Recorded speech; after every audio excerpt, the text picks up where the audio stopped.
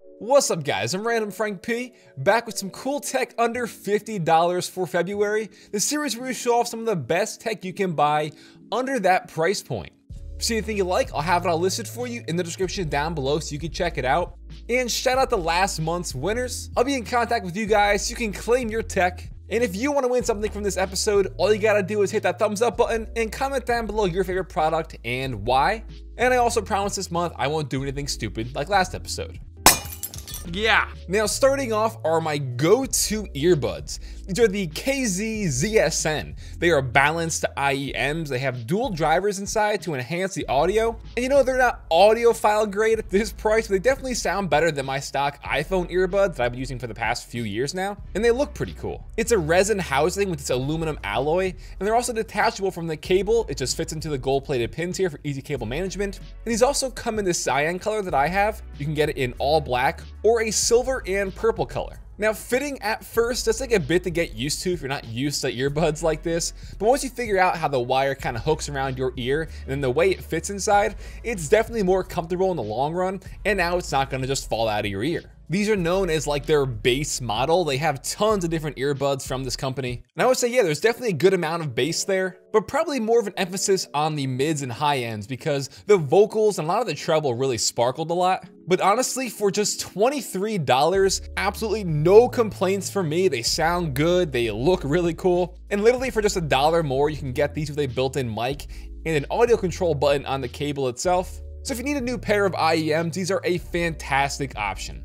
Next up is this Quiescent clamp USB hub. And this is kind of a cool like setup hack item that I found that can be definitely pretty useful for you in your setup. On here we have 4 USB 3.0 ports, and yeah, you've probably seen hundreds of USB hubs at this point. But what's cool about this one is on the back, there's this kind of screw that allows you to clamp it on the side of your monitor. This could definitely help free up some desktop space and just give you that quick and easy access now. Funny enough, on the Amazon listing, it clearly says this is not made for curved monitors. However, I've been using it on my curved LG displays at my setup and it works just fine. And if you want to switch it up, maybe clamp it to the side of your desk, you can just do that as well. And just having that little clamp screw in the back is definitely a unique little way to take a boring USB hub to the next level, and it's only $16. Setup hacks for the win. Next up from BrightTech is this floor lamp that I very briefly showed off in my room tour a couple weeks ago, and I got a ton of questions about it.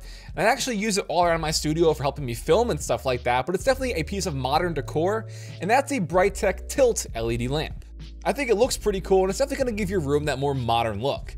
I've actually since bought 2 more of these. You can really put them anywhere. In a corner in your room, next to a shelf, behind your TV. That'll help give it some nice, like, you know, warm backlighting, and since the light itself is like this beam, it'll just look cool as well. But what's cool about this is you can actually tilt the light on the base itself, frontwards, backwards, left, right. It tilts 10 inches out with any direction you want to put this in and automatically stays. And the cable has this built-in button for your foot where you can just adjust the brightness to 3 different levels. But what I like that you can do with this is definitely different from what it's intended for, but you can completely remove it from the stand and now use it for filming as a dedicated light source. So now it's like this kind of lightsaber that I can just, you know, use to get cool shots, lay it on my desk for backlighting when I'm getting some overhead shots. I mean, why not? It's gonna give you that nice, you know, warm look. So I'm a big fan of the BrightTech Tilt. It's modern looking, it's very sleek and stuff, and you can use it really however you want. I picked it up for $35, looks like now it's around $45, but hey, still a solid pickup. Next is one of those products that when I came across it on Amazon, I was like, jackpot, perfect fit for the series. That's this Opole laptop cooler.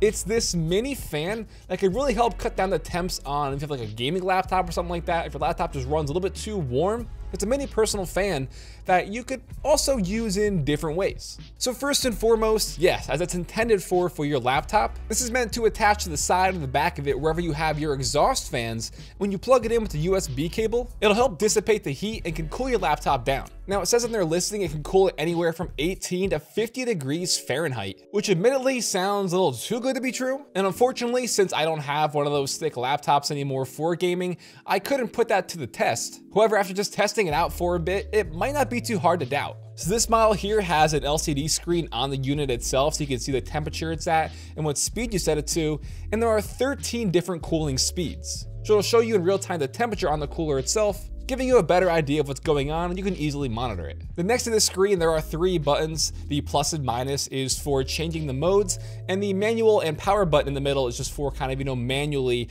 going through the cooling. Taking a look at it, on the back side is the intake, and on the front where the logo is the exhaust. You're gonna wanna put this intake vent on the exhaust of your laptop. So whether that's on the side or the back of your laptop, it's gonna vary depending on your model. Just for example here, I'm showing it off with my Razer Blade. On the bottom is actually the intake, so it wouldn't work with this, but say yours has the exhaust on the back, you can just kind of, prop it up and angle it there so it efficiently kind of dissipates all that heat. Again, I wish I had a thicker laptop that I could use this with, but I just have my MacBook Pro and the new Razer Blade.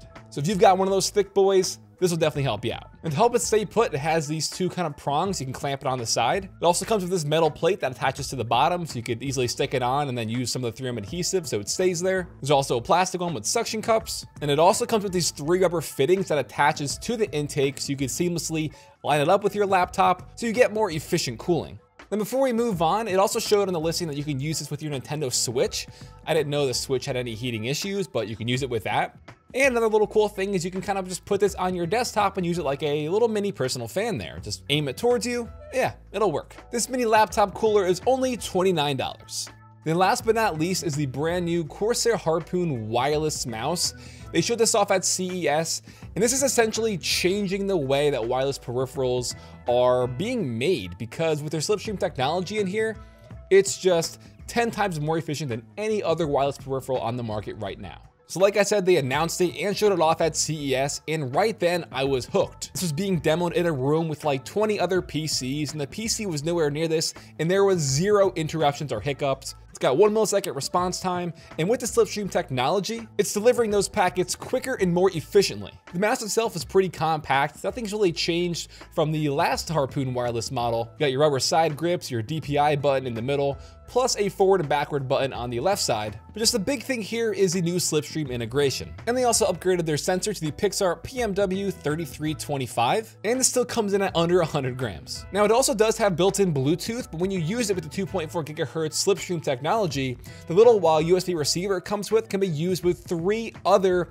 slipstream devices. You can have, your mouse, a headset, and a keyboard, all wireless connected to 1 USB dongle, which is pretty cool.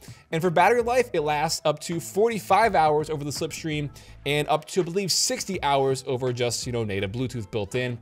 And it's only $50, which is pretty revolutionary for a wireless mouse, 1 millisecond. That is the fastest and most reliable on the market right now. This is changing the way wireless peripherals are. I'm telling you guys right now, you're gonna see a lot more companies try to adopt this, and this is the way of the future. $50, a great wireless gaming mouse. And guys, that'll wrap it up for this episode of Cool Tech under $50 for February. Hope you all enjoyed. Don't forget, I'll have all the products you saw listed for you in the description down below so you can check it out. If you like this episode, give it a thumbs up to show your support. Feel free to follow me on Twitter at randomfrankp. And last, if you haven't already, hit that subscribe button. Well, I'm Random Frank P. Hope you enjoyed. Have a good day.